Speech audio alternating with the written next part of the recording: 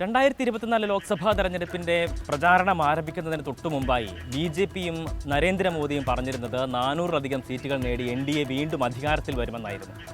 എന്നാൽ തെരഞ്ഞെടുപ്പിന്റെ 1, 2, 3 ഘട്ടങ്ങളൊക്കെ കഴിയുമ്പോൾ ആ 400 സീറ്റ് എന്നതിൽ നിന്നും മോദിയും ബി.ജെ.പിയും പിൻവാങ്ങുന്നുവോ എന്നുള്ളതാണ് ദേശീയ മാധ്യമങ്ങൾ ഉൾപ്പെടെ ചോദിക്കുന്ന ചോദ്യം.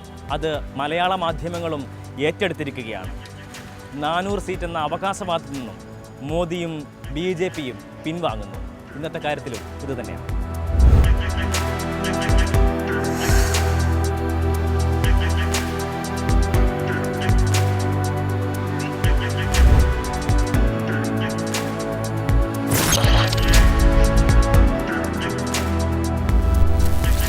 ഒരു ദേശീയ മാധ്യമത്തിന് നരേന്ദ്രമോദി നൽകിയ അഭിമുഖത്തിന്റെ ചുവട് പിടിച്ചാണ് ഇത്തരമൊരു ചർച്ച സജീവമാകുന്നത്.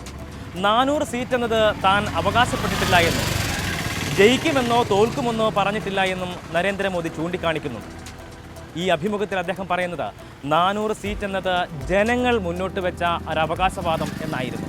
ജനങ്ങളിലേക്ക് തങ്ങൾ ഇറങ്ങിച്ചെന്നപ്പോൾ അവരുടെ പ്രതികരണങ്ങളിൽ നിന്ന് തനിക്ക് മനസ്സിലായതും ഈ 400-ലധികം സീറ്റുകൾ എൻ.ഡി.എക്ക് ലഭിക്കും എന്ന് തന്നെയാണ്.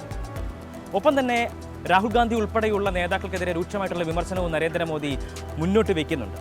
400 സീറ്റ് എന്ന അവകാശവാദത്തിൽ നിന്നും നരേന്ദ്രമോദി പിൻവാങ്ങുന്നുവെന്ന ചോദ്യം പ്രതിപക്ഷം ചോദിക്കാൻ കാരണങ്ങൾ നിരവധിയുണ്ട്. അതുവരെ നരേന്ദ്രമോദിയുടെ കൂട്ടാളികൾ അല്ലെങ്കിൽ ആ നിലയ്ക്ക് വിശേഷിപ്പിക്കപ്പെട്ടിരുന്ന അദാനിയും അംബാനിയും ഒക്കെ ഇപ്പോൾ രാഹുൽ ഗാന്ധിയുടെ സുഹൃത്തുക്കളാണ് എന്ന നിലയ്ക്കുള്ള അദ്ദേഹത്തിൻ്റെ പ്രതികരണം തന്നെയാണ് അതിൽ പ്രധാനമായും ചൂണ്ടിക്കാണിക്കുന്നത്. ഈ കൂട്ടുകെട്ട് വഴിപിരിഞ്ഞോ എന്നുള്ള തരത്തിലുള്ള ചർച്ചകൾ പോലും ഈ ഘട്ടത്തിൽ സജീവമാകുന്നുണ്ട്. എന്തായാലും 400 സീറ്റ് എന്നത് തങ്ങൾ അവകാശപ്പെട്ട കാര്യമല്ല, അല്ലെങ്കിൽ ആ നിലയ്ക്ക് ഒരു അവകാശവാദം തങ്ങളല്ല മറിച്ച് ജനങ്ങളാണ് ഉന്നയിച്ചത് എന്നുള്ള ഒരു ജാമ്യമെടുക്കൽ നരേന്ദ്രമോദിയുടെ ഭാഗത്തു നിന്നുണ്ടാകുമ്പോൾ പ്രതിപക്ഷത്തിൻ്റെ ചോദ്യത്തിനും പ്രസക്തിയേറുകയാണ്. തെരഞ്ഞെടുപ്പിൻ്റെ ഫലമറിയാൻ ദിവസങ്ങൾ മാത്രമാണ് ഇനി ബാക്കിയുള്ളത്.